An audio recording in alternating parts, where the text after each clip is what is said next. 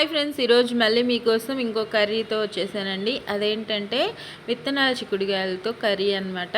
ఆ curry already చేసే ఉంటాను నా ఛానల్లో. ఇది కూడా ఈ విధంగా ఒక్కసారి ట్రై చేయండి, సూపర్గా ఉంటాయి. లేత లేత చిక్కుడుగాయలు చాలా బాగుంటుంది కర్రీ. తినడానికి చూడ్డానికే కాదు, తినడానికి కూడా చాలా యమ్మీగా అనిపిస్తుంది. చూసి ట్రై చేసి మీకు ఎలా వచ్చిందో నాకు కామెంట్స్లో పెట్టండి. నా వీడియో నచ్చితే మాత్రం లైక్ చేయండి, యూస్ఫుల్గా ఉంటే మీ ఫ్రెండ్స్ అండ్ ఫ్యామిలీ మెంబర్స్కి షేర్ చేయండి. నచ్చితే ట్రై చేసి ఎలా వచ్చిందో చెప్పండి, సబ్స్క్రైబ్ చేసుకోండి. ప్రాసెస్ చూసేద్దామా? ఇంగ్రీడియంట్స్ ఇదిగోండి. చిక్కుడుగాయలు నేను 1/2 kg అంత తీసుకున్నాను. 1/2 kgకి పెద్ద సైజువి 2 టొమాటోస్, 3 ఉల్లిపాయలు మీడియం సైజువి, 3 పచ్చిమిర్చి సరిపోతాయి. ముందుగా చిక్కుడుగాయలను అయితే వాష్ చేసేసుకొని దానిలో నేను సాల్ట్ ఒక 1/2 స్పూను, పసుపు కూడా 1/2 స్పూను, ఈ 2 వేసుకొని చక్కగా మిక్స్ చేసుకుంటున్నాను. కారం కూడా వేద్దాం అనుకున్నాను, కానీ మళ్ళీ మనం ముందు ఇవి మగ్గకుండా కారం వేసామంటే మాడిపోతాయని చెప్పి ఉప్పు పసుపు మాత్రమే మిక్స్ చేసి కలిపి ఇక్కడ పక్కన పెట్టేసుకుంటున్నాను.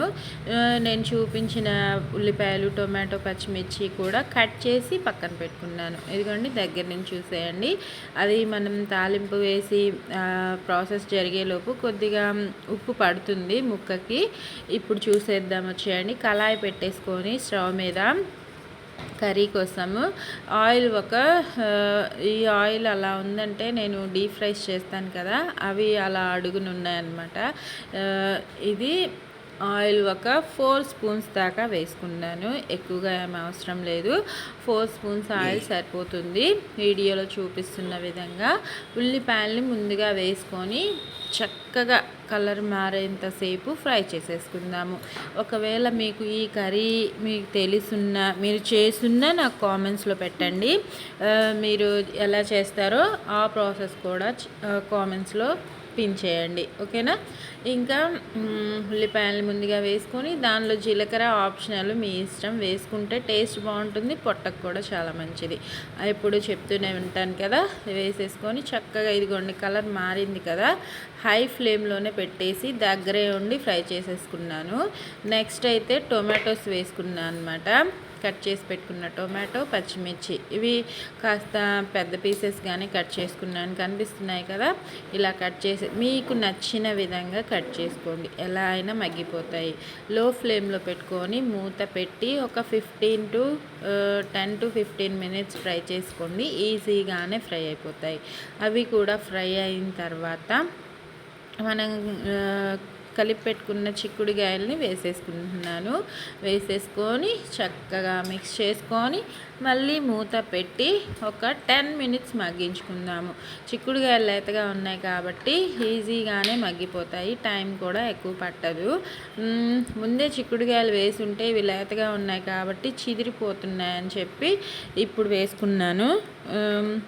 నెక్స్ట్ అయితే దీనిలోకి నేను వేసిన మసాలా ఇప్పుడు మీకు చూపిస్తాను.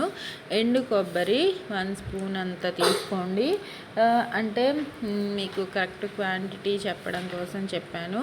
అంటే ఒక 1/2 చిప్ప కంటే కొద్దిగా తక్కువే తీసుకొని, కరెంటు పోయింది అందుకే రోట్లో దంచుకుంటున్నాను.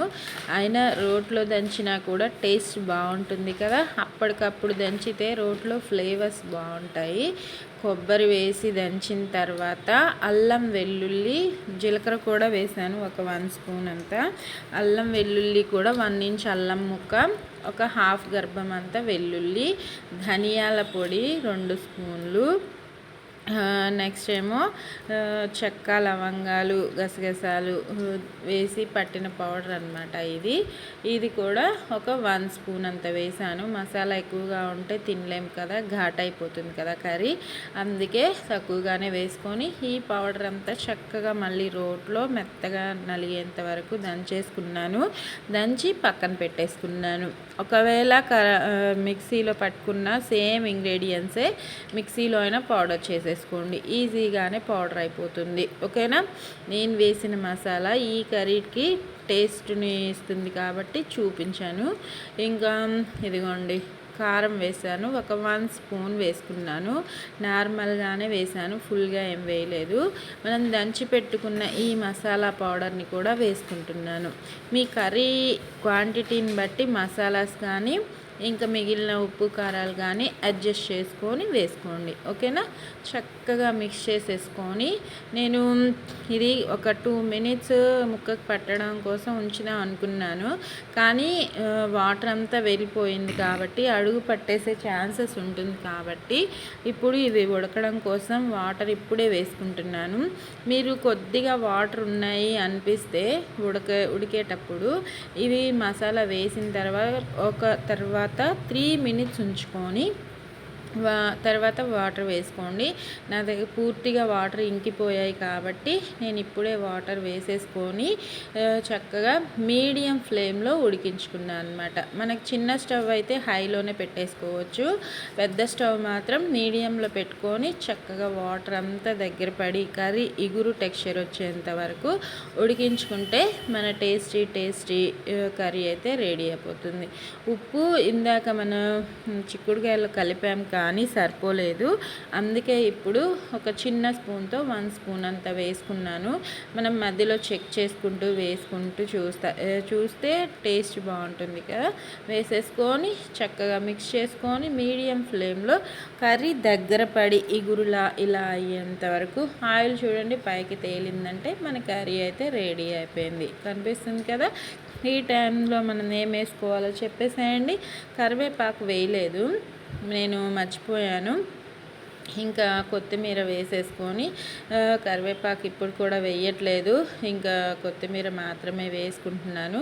మీ దగ్గర అవైలబుల్గా ఉంటే వేసేసుకొని కొత్తిమీర ప్లస్ కరివేపాకు 2 వేసుకొని చక్కగా మిక్స్ చేసుకొని ఒక 2 మినిట్స్ ఉంచుకొని స్టవ్ ఆఫ్ చేసేసుకోండి. కర్రీ టెక్స్చర్ అయితే ఇలా ఉంటుంది లాస్ట్లో. చాలా బాగుంది, నేను చెప్పడం కాదు, మీరు ట్రై చేయండి ఫ్రెండ్స్. దగ్గర నుంచి చూసేయండి ఎంత బాగుందో.